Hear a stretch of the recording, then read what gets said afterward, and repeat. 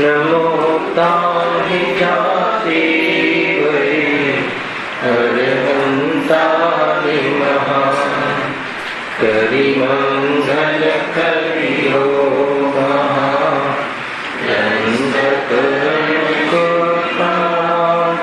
जाति मिले समाज सं कामे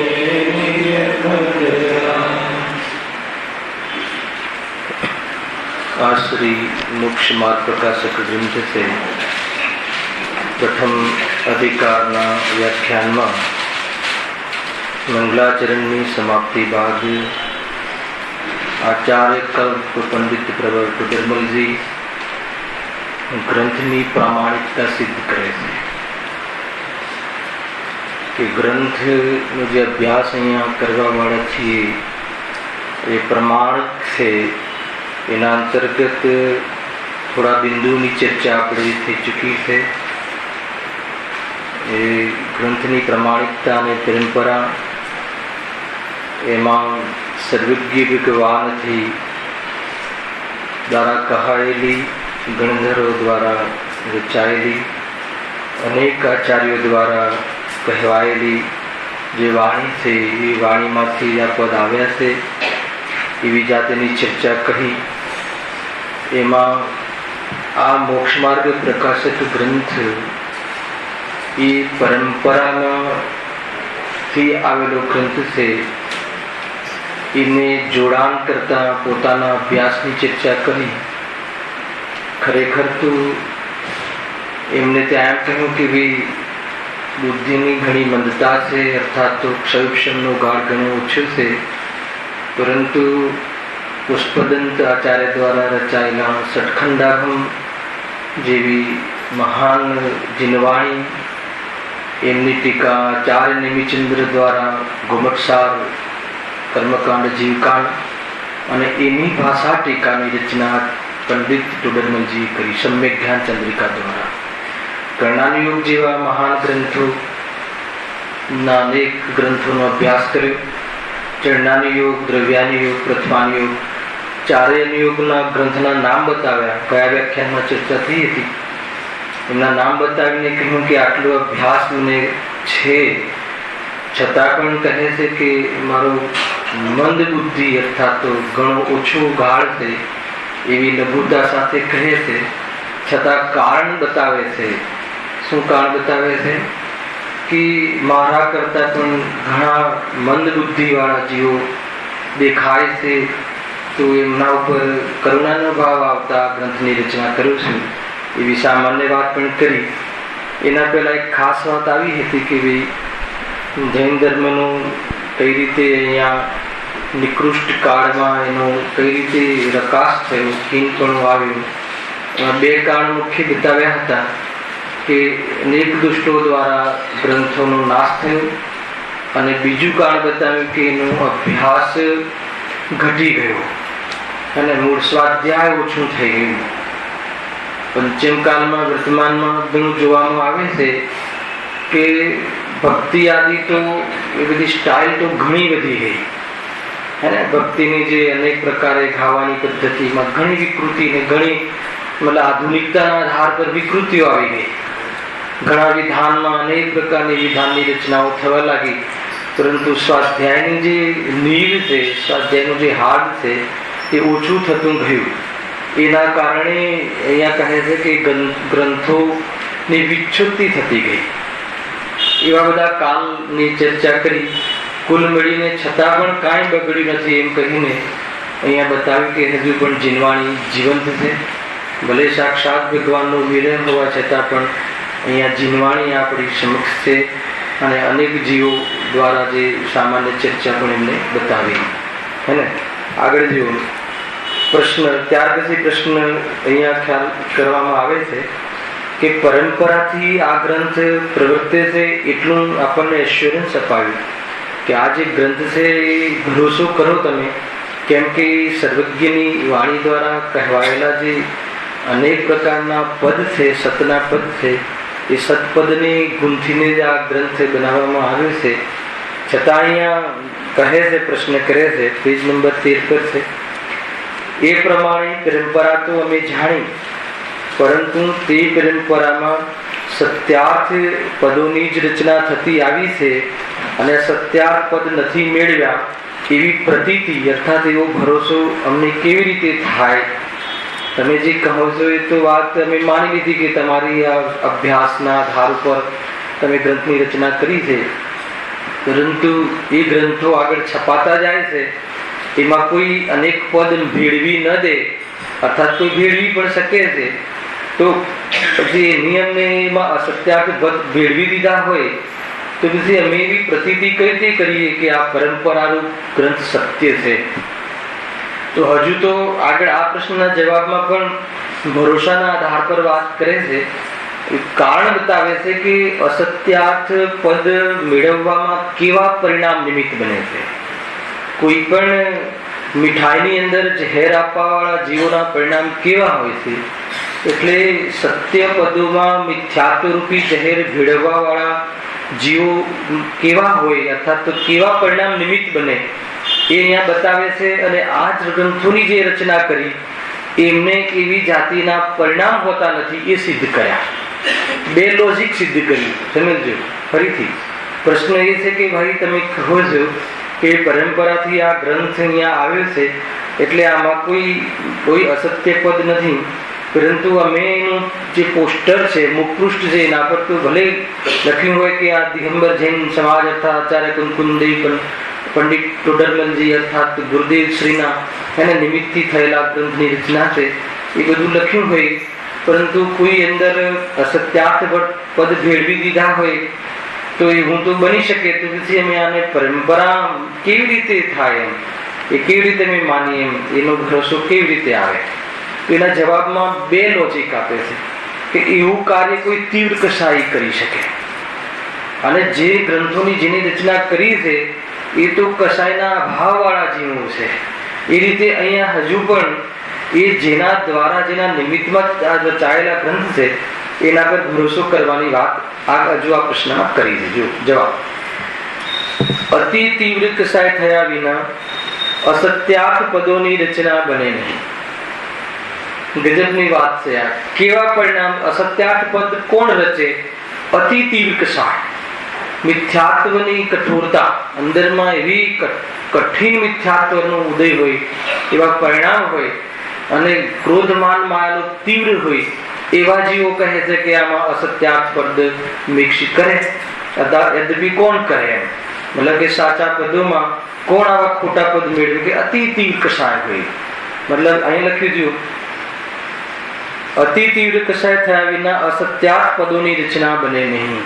મતલબ બહારમાં જે અનેક પ્રકારની ખોટી રચનાઓ થતી હોય છે કે ભાઈ પુણ્યથી ધર્મ થાય છે, એને મતલબ કે જીવોની બલિ ચઢાઈ દેવાથી મતલબ કે ધર્મ થાય છે, એવી જાતિના જે પદો કોણ રચે? કે તીવ્ર કસાય વાળા જીવો રચે. અહીંયા કહે છે કારણ જે અસત્ય રચના વડે પરંપરાથી અનેક જીવોનું મહાબુરુ થાય, અને એનાથી શું થાય? અસત્ય પદોથી અનેક જીવોનું બુરું થાય. બીજી વાત છે, અનેક જીવોનું બુરું થાય છે. ખોટા પદોની રચના કરવાથી, ખોટી માહિતી આપવાથી, ખોટો ઉપદેશ આપવાથી, એને ગલત ફહેમી ઊભી કરવાથી અનેક જીવોનું અનેક ભાવ પર્યંત બુરું થાય. એક ભાવનું નહીં. એને જીનવાણીમાં કાંઈ પણ ફેરફાર કરવાની અતિ ક્રોધના ઉદયમાં, દ્વેષના ઉદયમાં કે એમ ના કરતા અમારી જીનવાણી વિશેષ છે તો એમના થોડાક સાચા પદો લખીને આપણા પદો ચલાવીએ, માન કસાયની મુખ્યતાથી અને માયાચારીની મુખ્યતાથી કોઈ પદો ભેળવવાનો ભાવ કરે તો અનેક જીવોનું તો બુરું થાય છે. શું લખે જો? એવી રચના વડે પરંપરાથી અનેક જીવોનું મહાબુરું થાય. હેને? એવી તીવ્ર કસાય હોય કે અનેક જીવોનું મહાબુરું થાય. એવું કયા પરિણામથી થાય? અતિ તીવ્ર કસાયથી. અને એકલું અનેક જીવોનું બુરું નહીં, અને પોતાને પણ એવા મહાહિંસાના હલ વડે નરક નિગોદમાં ઘમંડ કરવું થાય છે. મતલબ અહીંયા એ બતાવે છે પંડિતજી કે એવા પરિણામ વાળા જીવો જ આમાં અસત્ય પદ ભેળવી શકે છે કે જે મતલબ કે અતિ તીવ્ર કસાય વાળા હોય, અને જેનું ફળ શું છે? અનંત જીવોનું બુરું થાય, અનેક જીવોનું બુરું થાય, બહુ જ મતલબ કે આ પ્રવચનાદિ કરવું અને જે મતલબ કે આ શાસ્ત્ર છપાવવા અને જે પ્રચાર પ્રસાર ભાવના કરવી એમાં કેટલી જીવની જિમ્મેદારી બનતી હોય છે કે થોડો પણ દ્રષ્ટિકોણ જો ખોટો આવી જાય એને તો અનેક જીવનું બુરું થઈ જાય છે. અને વર્તમાનમાં કોઈ બહારમાં પિતાની આજ્ઞાથી લગ્ન આદિ કરી દે કોઈ અનેક મતલબ એ પ્રમાણે વગર કોઈ પરખ કર્યા વગર है तो काई एनु एकाद बुरू थाय तो थाय, परंतु आ तो कहे છે કે અનંત કાળ પર્યંત અનંત જીવોનું ગુરુ થાય છે અને એનું ફળ અનંત જીવોનું ગુરુ થાય અને સ્વયંને પણ નરક નિગોદાદીમાં ગમન થાય છે. એને કેવું સરળ સરળ ભાષામાં લખ્યું છે, વાંચવાથી ખ્યાલ આવે એવો છે. આપણે થોડું વાંચીને પણ લેશું, આમાં વિશેષ કોઈ મતલબ ડીપનેસ કઈ સમજાવવાની વાત નથી, પણ એક આપણને ભાવના કરવામાં પણ કેટલી આનંદભાઈ જવાબદારી બને છે એને મતલબ એ બહુ મુખ્ય વાત છે. જો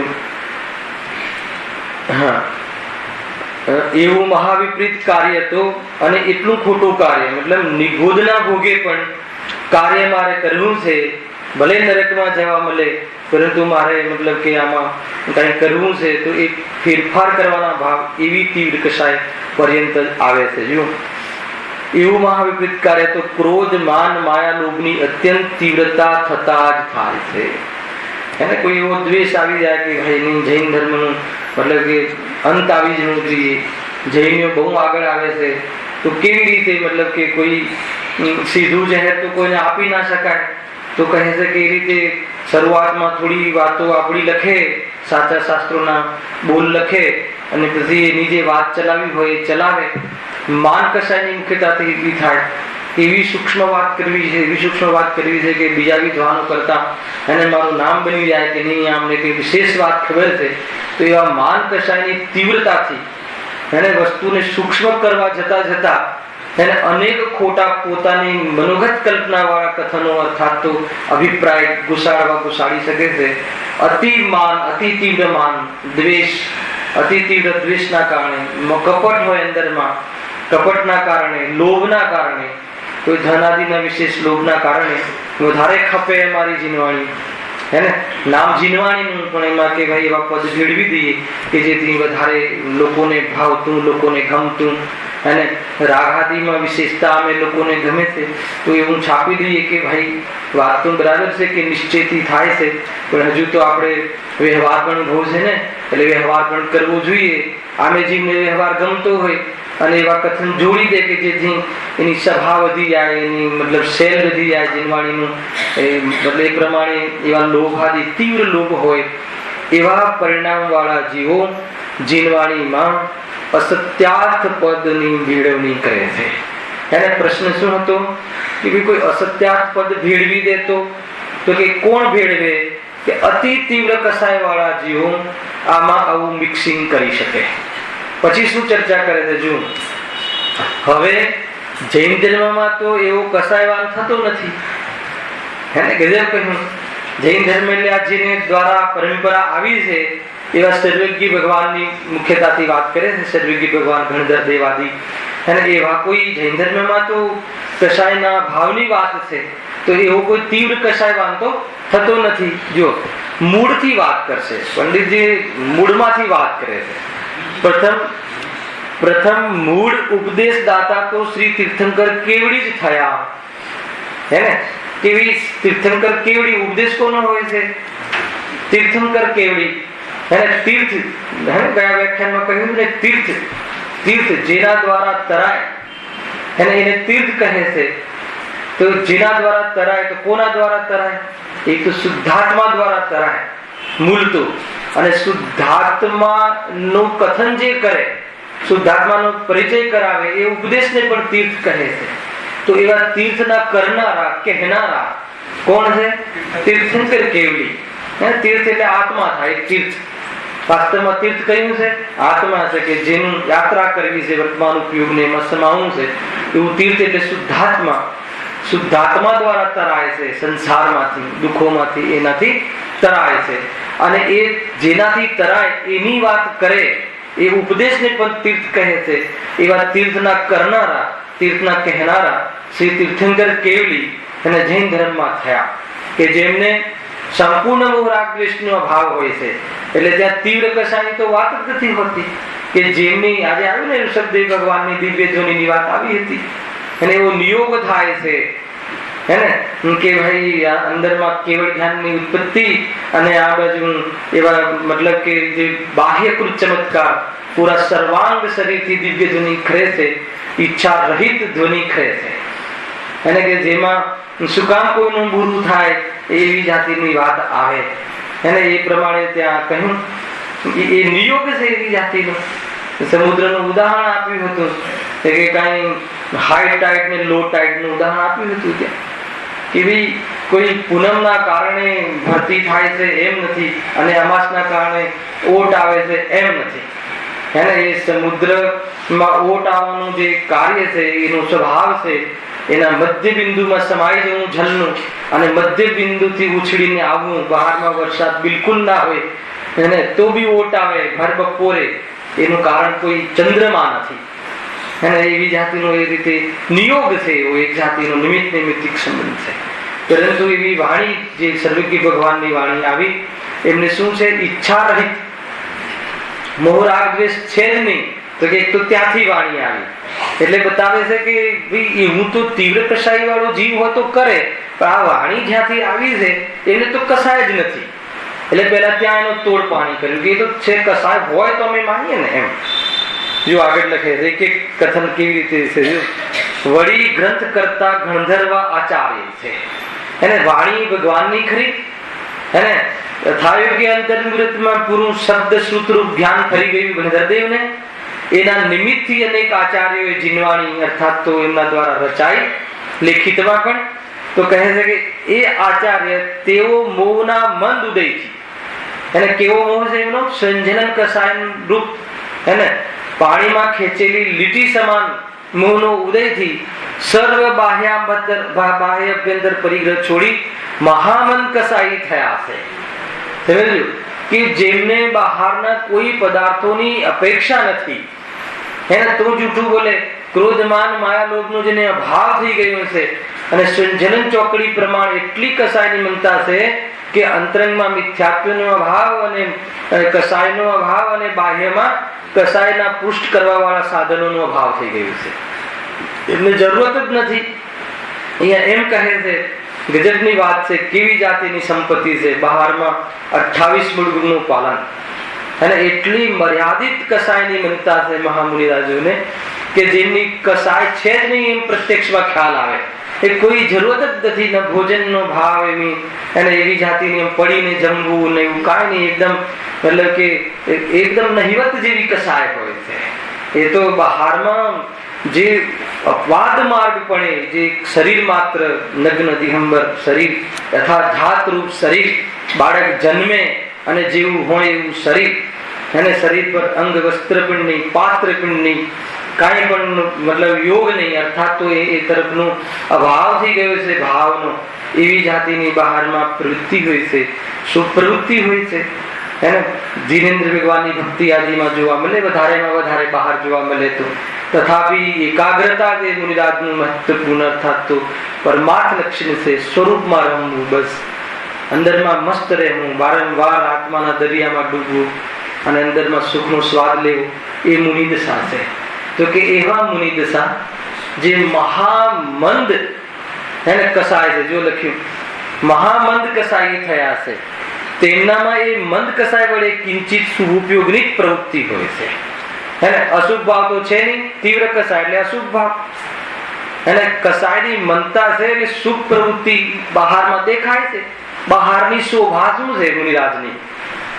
એને શુભ પ્રવૃત્તિ પણ કેટલી મર્યાદિત, હેને મતલબ એ ગ્રહસ્થને દેખાય એવી શુભ પ્રવૃત્તિ પણ નહીં, ગજબની એમની વ્રતાદિ મહાવ્રતાદિમાં દેખાય એવી શુભ પ્રવૃત્તિ, એટલા વિરક્ત જે હોય છે એવા મહામુનિરાજ જો તેમનામાં એ મન કસાય વડે કિંચિત શુભ ઉપયોગની પ્રવૃત્તિ હોય છે.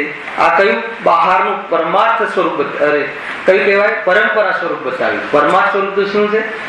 શુદ્ધોપયોગ, અંદરમાં રહેવું એકમાત્ર મુનિરાજનું લક્ષણ છે. આ તમે લખી રાખજો હૃદયમાં. બહારમાં શુભ પ્રવૃત્તિ પરંપરા લક્ષણ છે. ક્યાં રહે? આયુષ્ય બાકી હોય એને શ્રેણીનો પુરુષાર્થ ઉપડતો ના હોય, સ્વરૂપમાં નિરંતર ન રહેવાતું હોય, તો કહે છે કે બહારમાં અને કરુણા કરીને, અકારણ કરુણા કરીને અને કાંઈ પણ પ્રયોજન નહીં લખવા પાછળ, સમાજ પાછળ કાંઈ પણ અપેક્ષા નહીં, આહાર વ્યવસ્થિત આપે એવી અપેક્ષા નહીં, અનેક વાર ભોજનમાં ન આવે એવી જાતિના, એને અંદરમાં મસ્ત રહે, બહાર આવે તો જે અંદરમાં જે હૃદયમાં અર્થાત તો જે રમણતામાં આવ્યું હતું એવું લખવાનો ભાવ ક્યારેક આવી જાય છે. એટલી અતિ મંદ કસાય વાળા જીવો શું કામ અસત્યાર્થ પદને ભેળવે? અહીંયા તો એ બતાવવાનું છે કેટલી કસાયની મનતા છે. જો તેમનામાં એ મન કસાય વડે કિંચિત શુભોપયોગની પ્રવૃત્તિ હોય છે, અન્ય કાંઈ પ્રયોજન નથી. બીજું કાંઈ પ્રયોજન તો છે ને કે મારી દુકાન બરાબર ચાલે, કે મને મારું નામ બરાબર ચાલે, કે એવી જાતિની કોઈ કસાય જ નથી, એમને કોઈ પ્રયોજન તો નથી. તો શું પ્રયોજન છે? અરે લખવું એ પણ એમનું પ્રયોજન નથી. લખે પણ શું કામ? સ્થિર રવાતું ન હોય તો અંદરના રૂપમાં સ્વરૂપમાં જવાય એવી રીતે આત્મખ્યાતિ ટીકા લખે છે કે આત્માની પ્રસિદ્ધિ કરતા એવી ટીકા લખે કે લખવાનો ભાવ તૂટી જાય. એને લખવું પણ જેનું પ્રયોજન નથી. પ્રયોજન શું છે? એકમાત્ર સ્વરૂપમાં રમવું. થોડુંક જરીક ગુરુદેવના શબ્દોમાં કહે કે જરીક બહાર આવવું થાય, તો એ જ વાત કહે કે જે એમને જચી છે ને જે એમને જેના દ્વારા નિમિત્ત દ્વારા જે અંદરમાં ગયા છે એવી જાતિનું લખવાનો ભાવ આવે છે. શું કામ ખોટા પદ અંદરમાં રચે કે નહીં એને બહારમાં મતલબ કે મુનિરાજોની સેવા કરવાથી, વૈયાવૃત કરવાથી, પગ દબાવવાથી, આહાર આપવાથી આત્મકલ્યાણ થાય એવું મુનિરાજ ક્યારે ન કહે ને ક્યારે ન લખે. એને આહાર આપવાનો શ્રાવકોને ભાવ આવે, એ ભાવ શુભ ભાવ છે, બંધનો ભાવ છે એમ તો કહે. એને એમ કહે મુનિરાજ, એમ ના કહે કે આહાર આપવાનો ભાવ શ્રાવકોને આવે જ નહીં, અને એમ ન કહે કે આહાર આપવાનો ભાવ શ્રાવકોને આવે એનાથી મુક્તિ મળે. કહે કે આહાર આદિ આપવાનો ભાવ થી મુક્ત જ્યારે થાય ત્યારે મુક્તિ થાય છે એમ કહે. એક વાર પણ એમ ન કહે એવી જાતિની, મતલબ એમને કોઈ પ્રયોજન નથી કે હું આહારની આ વાત કરું તો મને આહાર બરાબર આપશે, વિધિ બતાવું તો 6 મહિના વિધિ ન મળી આદિનાથ મુનિરાજને. એક વાર પણ ભાવ ના આવ્યો કે ભાઈ કહું કોઈને. બધું જ ખબર હતી, ક્યાં ખબર નથી કે કોઈને વિધિની ખબર નથી, છતાં પણ એવો ભાવ ના આવે કે હું એકાદ પ્રવચન ગોઠવી દઉં. અને તીર્થંકરોને મુનિ દિશામાં પ્રવચન જ નથી હોતા. તીર્થંકરના જીવને એક શબ્દ પણ બોલતા નથી. ગજબની વાત છે. એમની દિવ્ય તો નહીં કહે. એના જે તીર્થંકર થવા વાળા જે હોય જીવો મુનિ દિશામાં એક વાર પણ વાણી ખરતી બોલતું ઉપદેશ જ હોતું નથી મુનિ દિશામાં. અને સૌથી મહાન ઉપદેશ એ જીવનો તીર્થંકર પદમાં હોય છે. જરા પણ એમને કોઈ સારો કરવાનો ભાવ કેમ ના આવે? કેમ કે એમનું પ્રયોજન નથી ને. ભોજન પ્રયોજન નથી. કસાય આવી છે તો ઈષ્ણ સમિતિ પૂર્વક આવવાનો ભાવ આવે. એમાં પણ એવી રીતે કે કેવી રીતે આ કસાયથી બચવું સ્વરૂપના બળ દ્વારા, એ એમનું પ્રયોજન છે. એટલા માટે એવી જાતિની પ્રવૃત્તિ મુનિરાજને જ્યાં હોય નહીં ત્યાં કેવી રીતે લખે, કેવી રીતે બતાવે કે આમ કરવાથી આમ થાય ને આમ કરવાથી આમ થાય, અર્થાત ઉલટું કેવી રીતે લખે. હે ને એ અમારી સેવા કરશો તો તમને શું મળી જશે? તો મોક્ષ મળી જશે. શિખરજીની 3 પ્રદક્ષિણા કરશો તો શું થઈ જશે? વૈકુંઠ મળી જશે, મોક્ષ મળી જશે. એને કે એવી વાતો જૈન ધર્મમાં એવા અસત્યાર્થ પદ, જે ખોટા પદ છે, જે ભ્રમિત પદ છે, એવા પદો તો કોઈ તીવ્ર કસાઈ જીવ મેળવે. પણ આ જે ગ્રંથોની રચના કરનાર, જે એના જે નેતૃત્વ કરનાર જે મહાન આત્માઓ છે, એ આત્માઓ કેવા છે? એને એક તો કહ્યા કે કસાય રહિત છે, એક મહામંદ કસાઈ જો લખ્યું છે ને. જો મતલબ કે આજે જે આ રચના જે થાય છે એમાં શું નિમિત્ત કહ્યું? મહામંદ કસાય. એટલે કસાયના નિમિત્તમાં લખાય છે, મહામંદ કસાયના નિમિત્તમાં. એટલે ધર્મ ન કહ્યું. એટલે આ લખવાનો ભાવ પણ કસાય ભાવ છે. તો કયો કસાય ભાવ છે? મન કસાય ભાવ. આ પ્રવચન કરવાનો ભાવ ધર્મ ભાવ છે કે કસાય ભાવ છે? અને પ્રવચન કરી અને મતલબ માનની મુખ્યતાથી અંદર એની પુષ્ટિ કરે તો કહે ગાદીને બેસવા લાયક નથી. આગળ તો શ્રોતાનું સ્વરૂપ આવવા વાળું છે. ધીરજથી સાંભળજો ભાઈ. અને શ્રોતાનું સ્વરૂપ ને વક્તાનું સ્વરૂપ એવું આવે છે એ અંદરમાં આપણને એમ થઈ જાય કે આપણે કોઈ જગ્યાએ આમ અટકેલા તો નથી ને. અને એટલી સરસ વાત અહીંયા આગળ આવવા વાળી છે, ક્રમથી આવવા વાળી છે. જો અને કોઈને એમ લાગે કે ભાઈ પ્રવચન સાંભળી અને સંભળાઈ અને મંદિરના દર્શન આદિ કરીને અમે ધર્મ કરીને આવ્યા, તો કસાયની મનતાના અંતર્ગત થતી પ્રવૃત્તિ છે એ પ્રવૃત્તિ તો જળ પ્રવૃત્તિ છે. અને એ સમયમાં પરિણામમાં કસાયની મનતા રહેલી છે. અને કસાયની મનતા અને આત્મા જુદો છે એવું ભાન કોઈ જીવને હોય તો એનું નામ ધર્મ છે. અને એવું જે ભાનમાં વર્તે છે, અંદરમાં રમે છે, એને આ કસાયને સાથ આપતું નથી, કસાયનું સ્વામિત્વ કરતું નથી, કસાય સાથે અંદરમાં સ્વભાવનું જોડાણ થતું નથી, એમાં રહેવું પોસાતું નથી. એવી જાતિની વિરક્તિ, એવી જાતિની અંદરમાં પ્રતીતિ અને એવી જાતિનો અંતરોન્મુખ પુરુષાર્થ એકમાત્ર ધર્મ પુરુષાર્થ છે કે જે આ કસાયને પણ લિફ્ટ આપતા નથી. કોઈ કસાય અભિપ્રાય દ્વારા અથવા તો એમાં વશ થઈને ભાઈ આ હું તો સરસ પ્રવચન કરું છું એવી જાતિના ભાવ મુનિરાજોને જ્ઞાની ધર્માત્માઓને આપતા નથી. એને કેટલી મતલબ કે જોવા જેવી વાત છે. આપણને થોડું ઘણું બોલતા ને થોડું ઘણું ખાતા ને થોડું ઘણું એને આવું છડતા આવડી જતું હોય તો કેવી જાતિની આપણી પ્રવૃત્તિ હોય છે. અહીંયા કહે છે કે આ તો કસાયની મનતા નિમિત્ત છે, તીવ્રતા નિમિત્ત નથી. અને કસાયની તીવ્રતામાં એ વાણી જ ન આવે. કસાયની તીવ્રતા એટલે કઈ આંખ લાલ થઈ જવી એમ નહીં. એને અંદરમાં તીવ્રતા હોય. તીવ્રતા કોઈ વ્યક્ત થાય એવું જરૂરી નથી. અને અંદરમાં એવું હોય, દ્વેષ હોય તો બહારમાં મીઠી મીઠી વાત કરે, અને અંદરમાં એનો જે દ્વેષ છે એ કાર્ય ચાલુ રાખે કે મીઠી મીઠી વાત કરે, બધાને બોળવે અને પોતાનામાં લગાવે એવો વિશ્વાસ પેદા કરે ને પછી પોતાની વાત અંદરમાં ઘુસાડે. એને આ તો આમ છે ને આ તો આમ છે ને. અને એ રીતે કે ભાઈ બરાબર છે કે ઉપાદાનથી તો થાય જ, પણ નિમિત્ત તો હોય જ છે. છેલ્લે નિમિત્તને લાવી દઈને ઘુસાડી દે. એ કેમ કે એને નિમિત્ત તરીકે કરતા બનવું છે કે ભાઈ અત્યારે વર્તમાનમાં હું ન હોત તો તમારો ઉદ્ધાર કેવી રીતે થાય, એને પૂજાવું છે અંદરમાં.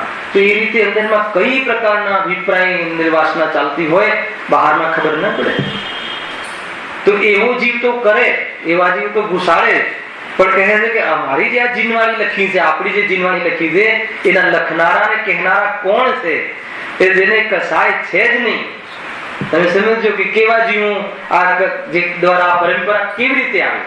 એટલે ભરોસો કરાવે છે કે જીનવાણી લખનાર જે છે એક કસાયના અભાવવાળા જીવો છે. શું કામ લખે?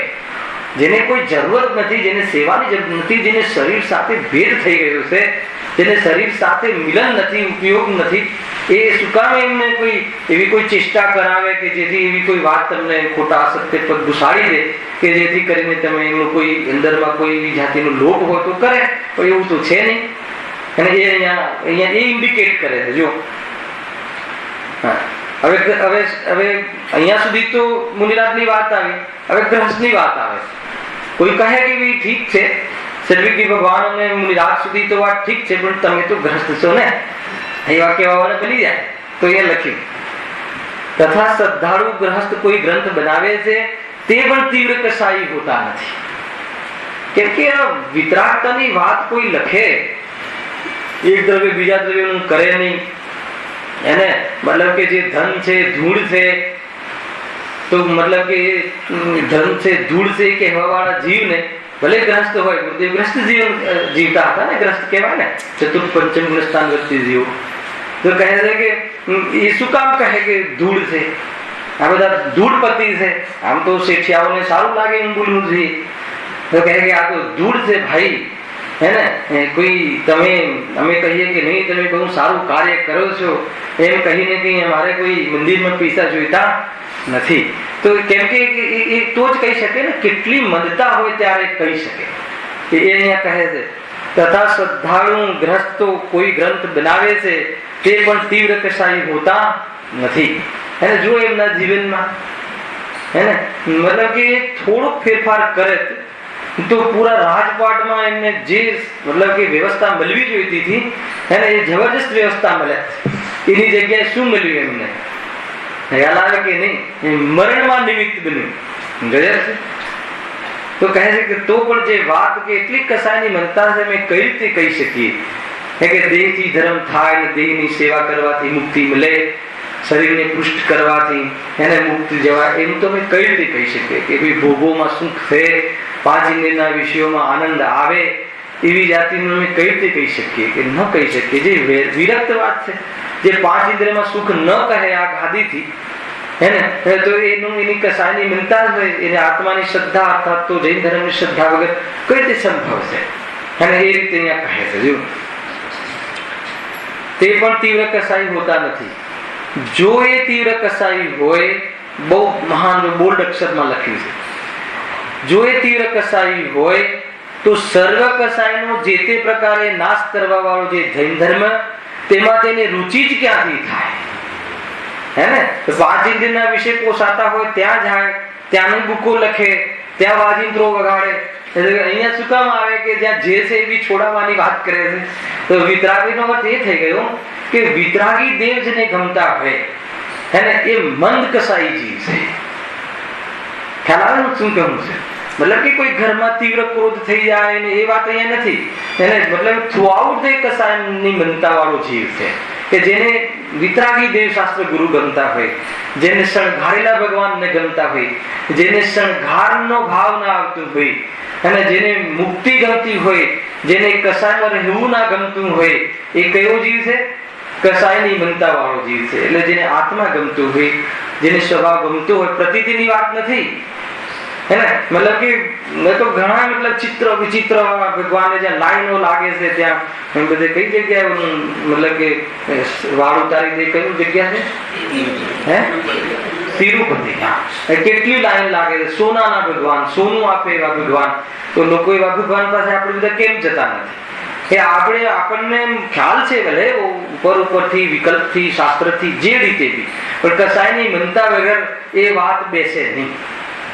એને અહીંયા જે મતલબ કે આપણને વિતરાગી દેવશાસ્ત્ર ગુરુ ગમે છે કે જ્યાં 5 ઇન્દ્રિયના વિષયના સાધનો પ્રત્યે નિવૃત્તિ કરાવવાની વાત ચાલતી હોય, જે સ્વયં નિવૃત્ત થતા હોય અને થયા હોય એવા જીવો કેમ ગમે? શું કામ ગમે? કસાયની મિનતામાં ગમે. કસાયની મિનતામાં એવી વાત બેસે કે બરાબર છે, એમાં શું ક્યાં છે. તો અહીંયા એ લોજિક આપે છે. સર્વ કસાયનો જે તે પ્રકારે નાશ કરવા વાળો જે જૈન ધર્મ, તેમાં તેને રુચિ જ ક્યાંથી હોય? એવી તીવ્ર કસાઈ વાળા જીવને કસાયના ભાવની વાત કઈ રીતે ગમે? એટલા માટે આ વાત જેને લખી છે, છેક સર્વજ્ઞ ભગવાનથી લઈને પૂજ્ય ગુરુદેવ સુધી તમામ જીવોએ જે આ વાત આપણને કહી છે, જો એમને રુચિ હોત એને તો એમને ઘણા ચાન્સ હતા. કસાયની રુચિ હોત અર્થાત માનની રુચિ હોત તો ઘણા એવા મતલબ ક્ષેત્ર અને એવા ગ્રુપ હતા કે જે એમને માન મળી શકે.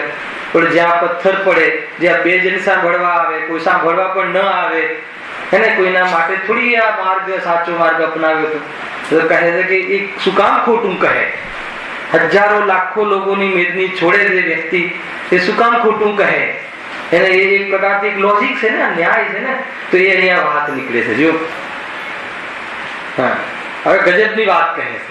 અથવા જો મોહના ઉદયથી અન્ય કાર્યો વડે કસાયને પોષણ કરે છે તો કરો. ગજબની વાત લખી છે, હલી જવાય એવી. પરંતુ જીન આજ્ઞાના ભંગ વડે પોતાના કસાયને પોષણ કરે તો તેનામાં જૈનપણું રહેતું નથી. વાહ, કેવું લખે છે એને. શું કહે છે પંડિતજી? કહે છે આનંદભાઈ કે ભાઈ મને ખબર છે કે તમે ગ્રસ્ત છો અને મિથ્યાત્વ અને અનંતાનુબંધી આદિ ચોકડી સહિત છો, એટલે અમે એવી અપેક્ષા તો રાખતા નથી એને કે તમે હાલ ને હાલ સર્વ કસાય છોડી દો. આ પરિણામમાં બધા જ જીવ કસાય રહિત થઈ જાય તો અમારો અભિપ્રાય છે, પરંતુ એમ સંભવ નથી ને આ સાંભળીને તુરંત નીકળી જાય કસાય, હે ને. તો કે ભલે અમે એવી અપેક્ષા રાખતા નથી એ જીવો પ્રત્યે, પરંતુ શું કહે છે? જો મોહના ઉદયથી અન્ય કાર્યો વડે કસાયને પોષણ કરે છે તો કરો. અર્થાત તમારે કસાયનું પોષણ કરવું હોય એટલે કરવાનું કહેતા નથી, અને ભૂમિકા અનુસાર કસાયનું પોષણ કરવું હોય, 2 દુકાન વધારો, 4 દુકાન વધારો, કોઈ જગ્યાએ પ્રેસિડેન્ટ થઈ જાઓ તો એ રીતે તમે પ્રમુખ બનો, બહારમાં એવા લૌકિક કાર્ય કરો, એ રીતે કસાયનું પોષણ કરો તો કરો. એ તો પાપ તો છે, પણ એવું મહાપાપ નથી કે જે ધર્મની આડમાં કસાયની પુષ્ટિ કરવામાં આવે. ખ્યાલ આવે કે નહીં? બહુ મોટી વાત છે ભાઈ. તને રાત્રિ ભોજનનું પરિણામ છે, એવી તને કસાય પૃષ્ઠ થાય છે તો તું કરે છે તો ભલે કરે એટલે ઉપદેશ નથી, કે એવી તારી જાતિ, એવી કસાયની તારી યોગ્યતા છે, પણ તું એ કસાયની પુષ્ટિ જૈન ધર્મની આડ લઈને નહીં કર કે ભાઈ ચતુર્ગુણ સ્થાન વ્યક્તિ અસંયમી હોય છે, એને પણ ક્યારેક રાત્રિમાં પાણીનો ભાવ આવી જાય છે, તો ફળ ફ્રૂટની છૂટ આપણા જેવા જીવોને તો હોય જ ને, એમ કહીને ધર્મની આડમાં તું એ વાત નહીં કર. અહીંયા તો સટીક વાત કે રાત્રિમાં પાણીનો ભાવ આવે એ પણ યથાર્થ નથી. ભલે તારે પાણી પીવાનો ભાવ તને આવે છે, તારી એવી જાતિની હાલ કસાયની તૈયારી નથી, એ બધું અમે માનીએ છીએ. અને મતલબ કે છૂટ આપી દીધી એમ પણ નહીં, અને એવી છૂટ તું લે છે અને લેવાનો જ છે એ વાત પણ માની લીધી, તો એમાં એટલો દોષ નથી, મહાપાપ નથી, જીન આજ્ઞાના ભંગ વાળો પાપ નથી. પણ જીન આજ્ઞામાં કહી છે આ રીતે એમ કહીને તું ખોટા અર્થ કાઢીને બેસાડે તો કહે છે કે એ જે મોટું પાપ. ઘણા લોકો મતલબ કે આનો ઉપયોગ કરે છે કે ભાઈ કેમ કે અર્થ ખોટા કાઢવા હોય, અપેક્ષા ખોટી બતાવી હોય તો કેટલી વાર લાગે. એને લખ્યું છે કે ભાઈ ચક્રવર્તીને પણ 96,000 રાણીનો ભોગ હોય છે, હે ને? શું કામ કહ્યું છે? અરે 96,000 રાણીના ભોગનું પરિણામ છે, એ છોડવાનો પુરુષાર્થ હજુ બાકી છે. પણ તું કહે યાર એમને 96,000 રાણીના ભોગનું હોય છે, તો અમે 2, 5 કે 1 લગ્ન કરીએ એમાં શું વાંધો છે? તું કર ને 5 લગ્ન, ક્યાં ના હશે, પણ આની આડ લઈને નહીં કર. ખ્યાલ આવે શું? અહીંયા મતલબ કે કેવી જાતિની એમ કે ધર્મ, એનાથી બહુ મોટો દોષ આવે છે.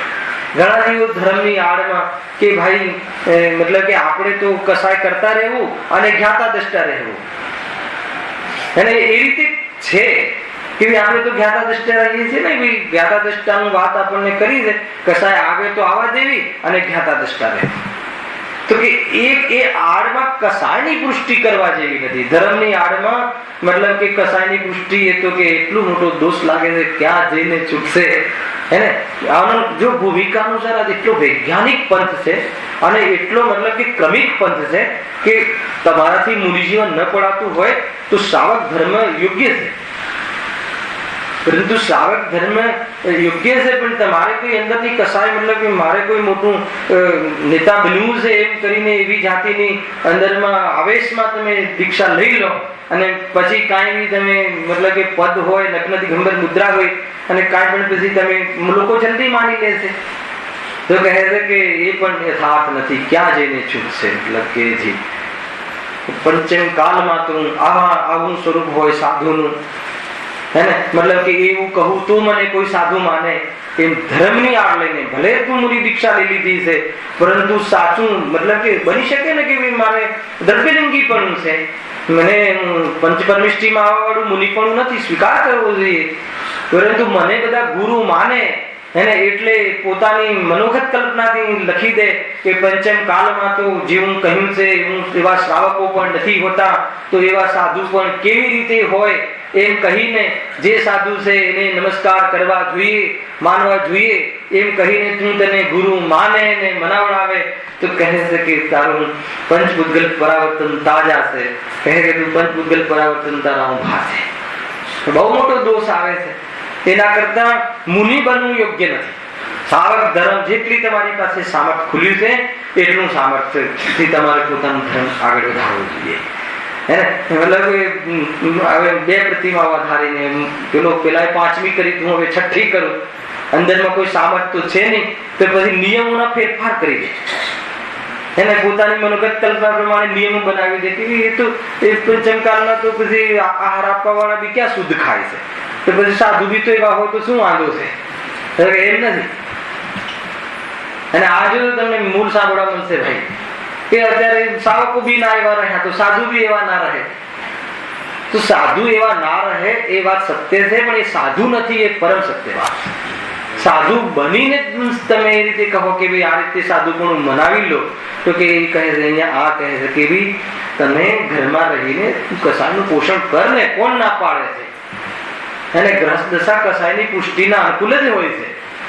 પરંતુ ધર્મની આડ લઈ અને તું કહે તો કે જીન આજ્ઞાનો ભંગ છે એટલે ઘરમાં છુટ્ટી આપી એમ નથી. ગમે એટલું કહીએ પણ આપણો રાગ બાકી હોય વેપારનો તો વેપાર કરવાના જ છીએ ને.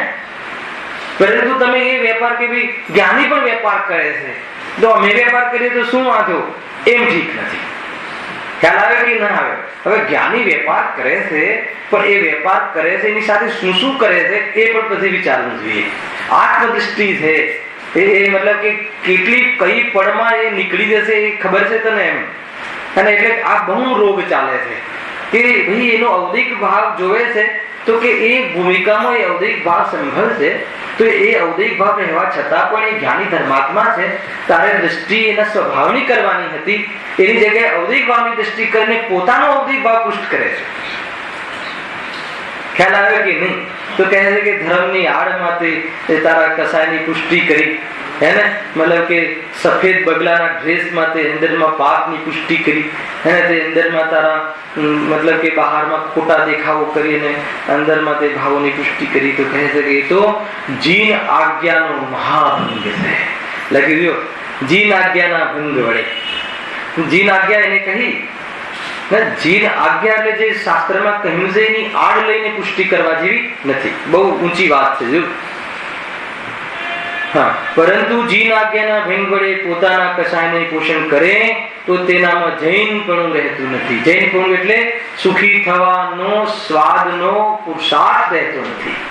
ઇન્દ્રિયોને જીતી શકે એ પુરુષાર્થની શરૂઆત રહેતી નથી. એટલું મોટું નુકસાન થાય છે. એટલે કે કસાયને જે ધર્મના નિમિત્તપણામાં કસાયને તોડવાની હતી એ ધર્મના નિમિત્તપણામાં તું કસાયને પૃષ્ઠ કરવાનું કાર્ય કરે, તો હવે કયો માર્ગ રહી ગયો કે જેથી તારું જૈનપણું, જીતેન્દ્રિય જૈનપણું અર્થાત તો એક રાગથી રહિતપણું પ્રગટ થવાનો હવે કયો સ્કોપ રહી ગયો? ખ્યાલ આવે છે કે નહીં? એ અહીંયા વાત અહીંયા મુખ્ય કરીને કહી, હે ને, કોઈને સારું લાગે, સભા જોઈને પ્રવચન ના હોય, ક્યારે આત્માને જોઈને પ્રવચન હોય, હે ને, શેઠિયાઓને ખુશ કરવા માટે પ્રવચન ક્યારે પણ ના હોય, હે ને, જે વર્ગ જેવો ચાલતો હોય એ પ્રમાણે પ્રવચન કરવું એ યથાર્થ નથી. અહીંયા એમ કહે જીન આજ્ઞાનો ભંગ છે, હે ને. જબરજસ્ત મતલબ કે આ ક્વોલિટી સમજવા જેવી છે. પંડિતજી એક વાક્યમાં સરળ ભાષામાં એટલું મતલબ એમનો જે ડીપ અભિપ્રાય છે, હે ને, જો આપણને પરફેક્ટ જે વક્તા કહો કે જેનું જીવન કહો આદર્શ છે, આપણા ગુરુદેવનું જીવન જુઓ. ક્યારે પણ કે ભાઈ તમે સોનગઢનું મકાન બનાવો છો તો કે મને લઈને નહીં બનાવતા, ચોખ્ખું ચટ એમ તમે જુઓ એમની જે જીવન ધારા સાંભળ્યો. અને એક વાર પણ કોઈ શેઠિયાને ન કહે કે સોનગઢના પરમાગમ મંદિરમાં પૈસા આપો, કીધેલું છે પુણ્ય થશે ભાઈ, પુણ્ય થશે ધન આપવાથી. એમ નહીં, ધન આપે ને એમ કહે કે પુણ્યનો બંધ થશે, ધર્મ નહીં થાય એમ સમજજો, એમ કહે. જરા પણ એમ નહીં કે ભાઈ એને કોઈ કહે, કોઈ શેઠ કહે કે પરથી જણાય છે તો કે આ પરથી જણાય છે, કોઈ કહે કે પરને નથી જાણતું તો કે આ પરને નથી જાણતું. એવી જાતિની ઢમઢોલ સ્થિતિ ના હોય.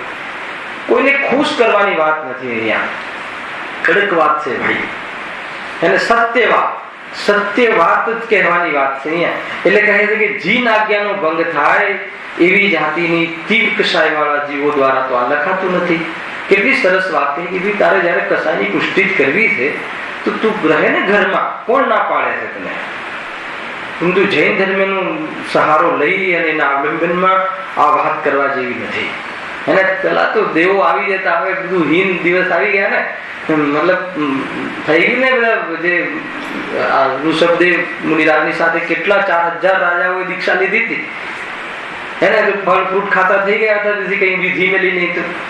તો દેવો આવી ગયા અને કહ્યું કે ભાઈ કાં તો સત્ય મુનિ વ્રત ધારણ કરો, ક્યાં કાં તો પછી કપડા પહેરી. ખ્યાલ આવ્યો ભાઈ? ખોટી પરંપરા નહીં ચાલે. હવે તો એવા દેવોનું પણ આવું થતું નથી અને એવા પુણ્યવંત જીવો પણ નથી કે જેનો પ્રભાવ રહે સમાજમાં, સંસારમાં, હે ને. ઉઠાઈને ફેંકી દે તમે કહો તો એવા પુણ્ય પણ જોઈએ ને, એવા પુણ્ય પણ ન રહ્યા નીતિનભાઈ. એટલે એવી જાતિની હવે જે હીન કાળ થતો જાય છે એ પ્રમાણે નિકૃષ્ટ કાળમાં આગળ વધતું જાય છે. પણ કોઈ એવી ધારામાં આપણે ન ફસાઈએ, કોઈ એવી ધારામાં આપણે કોઈ પીછી કમંડળ ગ્રહણ કરી ન લઈએ ખોટી રીતે. બહુ ઊંચી વાત છે પીછી કમંડળ ગ્રહણ કરવા વાળા વ્યક્તિની તો બહુ મહાનતા છે, પરંતુ અન્ય રીતે ન લઈ લઈએ. વાત એટલી છે, મુનિપદ વગર મોક્ષ નથી, સંપૂર્ણ સત્ય છે, હે ને. અડધું સત્ય નથી, પૂર્ણ સત્ય છે. પરંતુ એ જાતિનો પુરુષાર્થ ન હોય તો ગમે એમ કરીને કોઈ પણ પદ ગ્રહણ કરી લેવું બળજબરીથી એમ છે નહીં. બહુ રોગ ચાલે છે, આ જબરજસ્ત રોગ ચાલે છે કે ભાઈ ચાલે ને હમણાં તો આમ જ હોય ને, અત્યારે તો આટલું તો કરે છે ને, એટલે શું આટલું તો કરે છે ને, રહી જુઓ ને એક વાર તમે નગ્ન રહી જુઓ ને. અરે એમ થોડી છે કે સાહેબની મનતા આત્માના ભાન વગર પણ ઘણી થઈ શકે છે, કોઈ બહુ મોટી વાત નથી. ખ્યાલ આવે કે નહીં? કે એ આત્માના ભાન વગરની ક્રિયાઓ છે ભાઈ. આત્માના ભાન સહિત ક્રિયાઓ હોય તો એનો મહિમા ના આવે અને એમાં બાંધછોડ ના હોય. જરા પણ એનું જે લેવલ છે એ લેવલમાં થોડી પણ બાંધછોડ ના ચાલે. હે મતલબ કે આખો એક ખીરથી ભરેલો ગ્લાસ હોય અને એક ટીપું ઝેર નાખીએ તો શું એક ટીપું શું વાંધો છે? ન ચાલે. ખ્યાલ આવે કે નહીં? જે રીતે શુદ્ધતા છે એ રીતે હોવી જોઈએ. ઘણી વાતો છે આમાં પ્રબળતા હોવી જોઈએ. આ તો મતલબ કે છાતી બહુ ચોડી રાખીને સાંભળવા જેવી વાત છે, વિરલતાની વાત છે. જરા પણ આપણા માટે પોતાને કેવી રીતે આપણે આગળ વધવું છે એની ચર્ચા છે. જો શું કહે છે? પરંતુ જીન આજ્ઞાના ભંગ વડે પોતાના કસાયને પોષણ કરે તો તેનામાં જૈનપણું રહેતું નથી. હે ને? મતલબ કે ક્યારે બી કોઈ આપણી કમજોરી બતાવે, હે ને, માન લો કે આપણી કમજોરી તો હોય જ, ગ્રસ્ત દશા કમજોરી બતાવે તો શું કરવું અનિલભાઈ? ને કે વાત તો સાચી છે કે ભાઈ ઉપકાર તારો ઘણો કે તે મારી કમજોરીનું ધ્યાન કરાવ્યું, હે ને. ત્યાં પછી ગુણસ્થાન નહીં સમજાવવા કે આટલી કમજોરી તો આ ગુણસ્થાનમાં હોય, હે ને, એમ ન સમજાવું. એને આપણી કમજોરીનો બોધ કરાવ્યો તો ઘણો ઉપકાર છે ભાઈ તારો કે તે મને જગાડ્યો કે અરે આત્માની વાત કરવા વાળો હું અને આત્માના માર્ગે ચાલવા વાળો હું, મને આ નથી શોભતું આ કમજોરી, એમ કહી અને કમજોરીના ભાવનો પુરુષાર્થ કરવો. એને પણ કોઈ રીતે એને કન્વિન્સ નહીં કરવો. આપણે કન્વિન્સ કરીએ કે ભાઈ આ ગુણસ્થાન પર્યંત તો આમ નહીં પણ હોય છે, આમ પણ હોય ને ચોથા ગુણસ્થાન તો આમ હોય ને, એટલે કહે છે કે એમ નથી. એ તું પૃષ્ઠ નહીં કર, તારી કસાય પૃષ્ઠ થશે, હે ને, અને તારી પણ પૃષ્ઠ થશે ને ઓલાને પણ એવો બોધ થશે કે બરાબર છે, ચલો આ તો સારું, હે ને. મતલબ કે જૈન ધર્મમાં આપણને ઇજ્જત પણ મળે અને કસાય પણ પૃષ્ઠ થાય. એટલે કે એમ નથી, જરા પણ એમ નથી. એ જૈન ધર્મનો કથન નથી, એ જૈન ધર્મનો વેશ નથી, એ જૈન ધર્મનો બાહ્ય વેશ નથી. અતિ તીવ્ર કસાયો જૈન ધર્મીને હોય નહીં એમ કહે. સમજવા વાળા જીવને પણ નિંદનીય કાર્ય ન હોય એમ કહે છે. સમાજ દ્વારા પણ નિંદનીય જે કાર્ય છે એવો લોક વ્યવહાર પણ એનો જૂઠો ના હોય, એવી જાતિનો જીવ હોય છે. ગજબની વાત છે. આત્મદર્શન જેની પરિણતિમાં પરમાત્મા પધારવાના હોય, હે ને, એક મિનિસ્ટર આવે તો કેટલી સ્વચ્છતા થઈ જાય મુંબઈ શહેરમાં.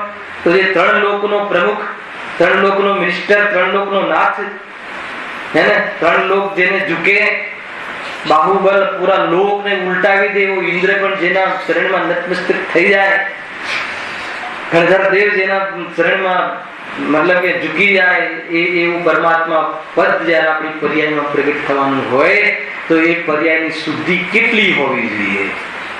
ખ્યાલ આવે છે કે નહીં? એ બહુ ઊંચી વાત છે ભાઈ, હે ને. મતલબ કે ઊંચી વાત છે. આપણે ઊંચા જીવો છીએ અને આપણા ભાગ્ય પણ એટલા ઊંચા છે. આ વાત અહીંયા આવી. ખ્યાલ આવે ને? મારા કાલે એક મિત્રનો ફોન આવ્યો રાત્રે ડોક્ટરનો, તો કહે કે બસ આનંદ વ્યક્ત કરે. ઘણી વાર એવા ફોન આવી જાય કે બહુ મતલબ કે કેવી સરસ વાત મળી છે, તો એમ કહે કે સત્સંગ નથી મળતો એ વાત ખટકે છે. કાલે રાત્રે કહ્યું મને કે સત્સંગ માટે જુરી રહ્યા છીએ. ગામડાઓમાં આવો સત્સંગ નથી મળતો. આપણે જેટલો અહીંયા સત્સંગ કરીએ છીએ ભાઈ, અત્યારે શહેરોમાં જોવા મળે છે ને એવી જાતિની પ્રવૃત્તિ અત્યારે ગામડાઓમાં ન રહે. તો મને કહે કે સત્સંગ માટે અમે જુરી રહ્યા છીએ. મેં કહ્યું કે ભાઈ સતનો સંગ, સત તો ત્રિકાલ આપણી પાસે છે, છતાં મતલબ કે કથન પંચમ કાળને અનુકૂળ છે, એ સત્સંગ જરૂરી પણ છે. જે અસંગની જ વાતો કરે એનું નામ સત્સંગ છે.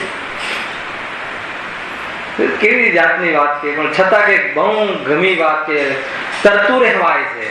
ભેદ ખ્યાલો આવે છે દેહથી, તો કે કઈ બી સ્થિતિઓમાં તરતું રહેવાય છે, ગમે છે કે આપણું કાંઈ બગડ્યું નથી. તો કે તરત જ મેં કહ્યું કે આપણા જેવો પુણ્યશાળી જીવ વિશ્વમાં કોઈ નથી, હે ને. કોણ છે?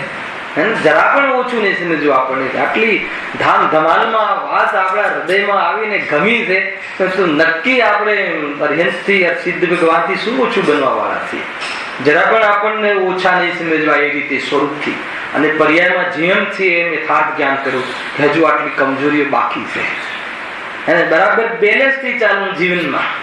સ્વભાવ તો જેમ છે એમ કોઈ એમાં કમી નથી. અને વર્તમાનમાં કેટલી કમજોરીઓ છે એનું યથાર્થ જ્ઞાન કરવું અને એ પ્રમાણે જેમ માર્ગમાં બતાવ્યું છે એ પ્રમાણે પ્રવર્તન કરવું. શાંતિથી પોતાનું મનુષ્ય ભવ ક્યારેય ન મળે એવી જાતિની અંદરમાં તમન્ના તીખાસ અને અંદરમાં એવી જાતિનું પોશાક કરવું. બસ એક કામ થઈ જશે. કોઈ જાતિની ચિંતા કરવી નહીં. એને દુનિયામાં ભાવ વધે ઘટે 25,000 સ્ક્વેર ફીટ થઈ જાય તો કયું આપણું ક્ષેત્ર છે? પરક્ષેત્ર છે. ઘડી બે ઘડીના મહેમાન સંયોગમાં આવ્યા છીએ અને છતાં પણ એનો એક અંશ આપણામાં ભળતો નથી. જેવી 100 ફૂટ 200 ફૂટની જગ્યામાં યોગ્ય રહેવા જેવું આસ્વાદ્ય થઈ શકતું હોય જીવન વિતાવીને નીકળી જવું અહીંયાથી. ખ્યાલ આવે નીતિનભાઈ? લગાઈ નહીં દેવું એ રીતે સમજવા જેવી વસ્તુ છે. એને એક ફ્લેટ ખરીદવા 50 વર્ષ કાઢ્યા. હવે એનો એક રૂમ વધારવા બીજા 50 વર્ષ જોઈએ. ક્યારે આત્મકલ્યાણ કરશે આજે? અને ભરોસો છે કે મળી જશે? છે પણ જતો રહે. એને એવી થપાટ વાગે કર્મોની એ પાપનો ઉદય આવે 40માં રહેવા આવી જવું પડે. એના કરતા કેવી રીતે આત્મામાં રહેવા એ શીખી લે. જ્યાં જવું પડશે ત્યાં વાંધો નહીં આવે.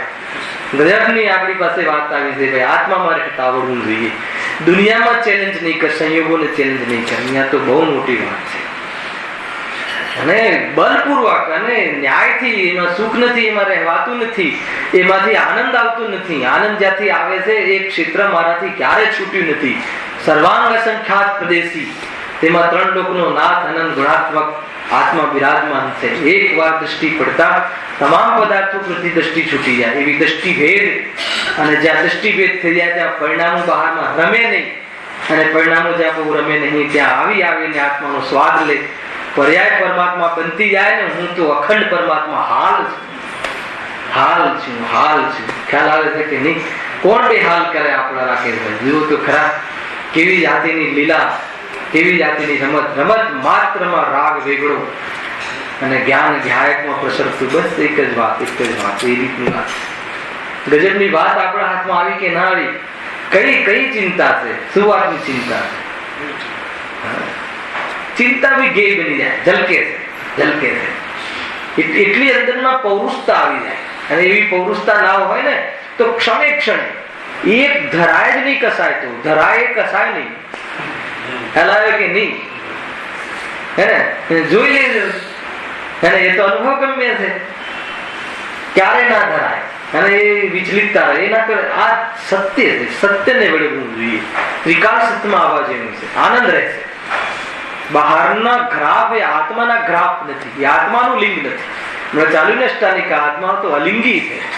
172 ગાથા ચલાવ્યું કે સદિચ્છાઓ જાણ આવતા છે ભાઈ.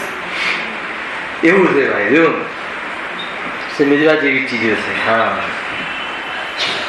એ પ્રમાણે જૈન ધર્મમાં એવો તીવ્ર કસાય કોઈ થતો નથી. હે ને? કેવા પ્રફુલ્લિત રહે છે. મને ચહેરો યાદ આવી જાય. ગુરુદેવ પ્રફુલ્લિત રહે. આંખો આમ એમ મતલબ કે ગુલાબી રહે. રંચ માત્ર પણ આંખમાં આંસુ નહીં, ન હર્ષાશ્રુ કે નહીં, દુખાશ્રુ કે નહીં, કાંઈ નહીં. આંખ ધ્યાન જાણે કે નીકળી ગયું હોય. ગજબ નહીં. આત્માનું બલ કાંઈ અલગ છે. શું કામ કહે? કોઈના ચોકટા દેખાતા હોય તો ને સભામાં તો કહે ને આત્મા દેખાય છે, સામે આત્મા દેખાય છે. આત્માથી થોડી કથન કહેવાનો રાગ આવ્યો છે. એ રાગ જુદો દેખાય છે. સ્વતંત્ર રીતે રાગ ને કથન આવે છે. હું તો ધ્યાય સ્વભાવી વિદ્વાન આત્મા. જરા પણ અભિમાન નહીં કે હો કેવી વાણી નહીં, કેવું કઈ નહીં. અને આપણે લોકો ભલે એમની વાણીના વખાણ કરતા હોઈએ પણ કે કોણ વાણી, કોની વાણી. એને ગજબ છે. એને સમજવા જેવું છે. એક શું કામ કોઈ અસત્ય પદ કહે? શું કામ કહે? અહીંયા તો એક પ્રૂફ કરાવવું છે. શું કામ ખોટી વાત લઈ આવે એમ? હે મતલબ કે ઉપરથી એ સભામાં કહી દીધું કે આ વાત ખોટી છે. હે ને? પુણ્યથી ધર્મ થાય ને પાત્રા રંગવા પડે એ સાચું હોય નહીં.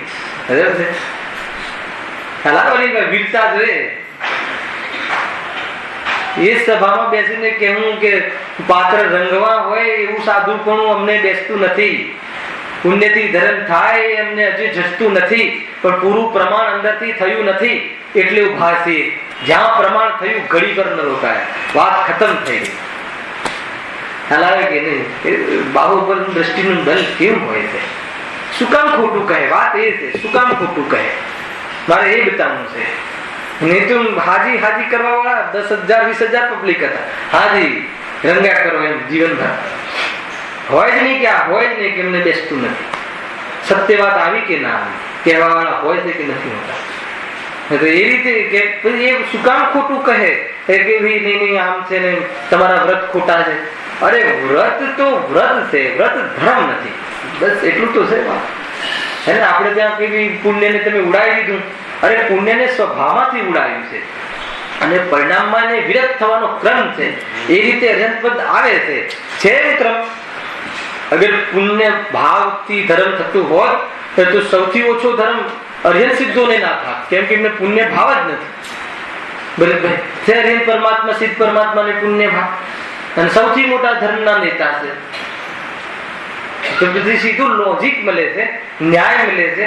પછી ક્યાં વાત ખોટી આવી સમજવા જેવું. એ પ્રમાણે જૈન ધર્મમાં એવો તીવ્ર કસાઈ કોઈ થતો નથી કે જે અસત્ય પદોની રચના કરી પરંતુ અને પોતાનું જન્મો જન્મમાં બુરું કરે. અસત્ય પદ રચીને દરેક પર્યાય પોતાનું ખરાબ કરે એવો તો તીવ્ર કસાઈ જૈન ધર્મમાં જે આપ લખવા વાળા છે એમાંથી તો કોઈ છે નહીં. છતાં કહે છે કે ભાઈ જો હવે શું વાત કરે છે, પણ કોઈ જૈનાવાસ તીવ્ર કસાઈ હોય તે અસત્યાર્થ પદોને જૈન શાસ્ત્રમાં મેળવે અને પાછળ તેની પરંપરા ચાલી જાય તો શું કરવું? તમે કહો છો તમારા પર અમને વિશ્વાસ છે, પણ કોઈનું બહારમાં ચલો હવે તો અજૈનની વાત તો તમે કહી કે એવા તીવ્ર કસાઈ કે જે સંઘાર રસની બુકો ને નોવેલો ને આ ને તે ને હે ને પેલા તેંડુલકરની બુક કેટલા રૂપિયામાં વેચાય? કેટલા કરોડોમાં વેચાય? હા કે લખવા વાળા છે, લોકોને ઘરીમાં આવી જાય છે. અને આપણે બધા એવા મતલબ દાતાઓ છે કે આને ફ્રી કરી દે છે ને એટલે આની ઘરીમાં નથી આવતું અને ફ્રી કરી દે છે. એવી મફતમાં જેને લઈ જાઓ. ખ્યાલ આવે છે કે નહીં? સસ્તું એટલે એમ લાગે કે સસ્તી દવા હોય ને એમ લાગે કે આ કાર્યકારી નહીં. પૂછો ડોક્ટરને, બરાબર છે કે નહીં? તમે 2 રૂપિયાની ગોળી આપો તો એમ લાગે એનાથી શું માથું ઉતરશે. એ જ ગોળીના 200 રૂપિયા લો તો એને સાયકોલોજી કે આનાથી માથું ઉતરે. આવી સાયકોલોજી હોય શું કરે?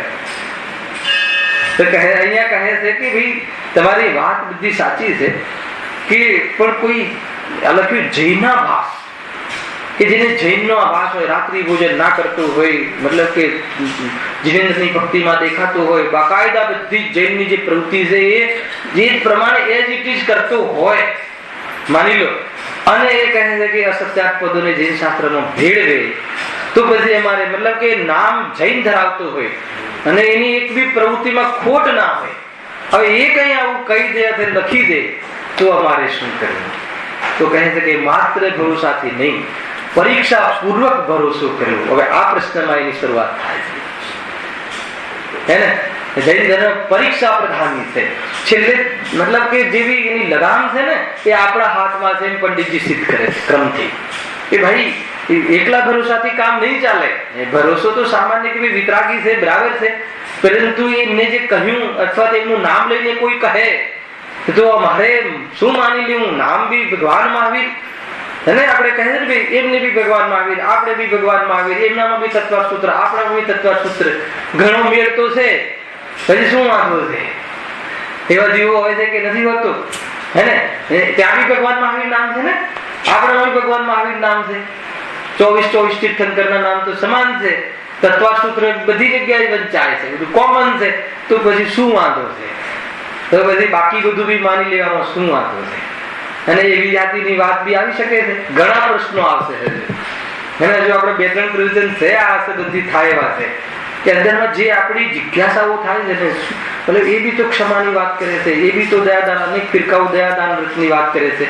આપણે ત્યાં પણ દયાની વાત શું અંતર છે? એવા ઘણા પ્રશ્નો મૂકીને જે સમાધાન સફાઈઓ કરીએ છીએ આપણા મગજમાં કરવામાં આવે છે કે આપણી શ્રદ્ધા ક્યારે ના લૂંટાય. એને એવી જાતિની તૈયારી અહીંયા પંડિતજી કરાવી રહ્યા છે. જો ટાઈમ તો થઈ ગયો છે, હું પ્રશ્ન સામાન્ય કહું છું, પછી આગળના શનિ રવિ વિશેષ આપણે આની ચર્ચા કરીશું. કોઈ જૈનાભાસ તીવ્રકશાહી હોય તે અસત્યાત પદોને જૈન શાસ્ત્રમાં ભેળવે અને પાછળ તેની પરંપરા ચાલી જાય તો શું કરવું? કોઈ એવો જૈની એમ રહેતો કે પૂરી રીતથી દિગંબર જૈન નામના એમાં રહેતો હોય અને પછી શાસ્ત્ર સ્વાધ્યાય કરાવે અને એ કાંઈ એવી વાત ચલાવી દે તો અમે એને કઈ રીતે પરંપરા તો ચાલી જશે. તો પછી આગળ અહીંયા બહુ સાચી વાત આવે છે કે ભાઈ એને વિતરાગતા જે કથન કરતો હોય અર્થાત જે કથનમાં વિતરાગતા હોય એ જ સાચા મોતી, એ જ સત્ય પદ છે.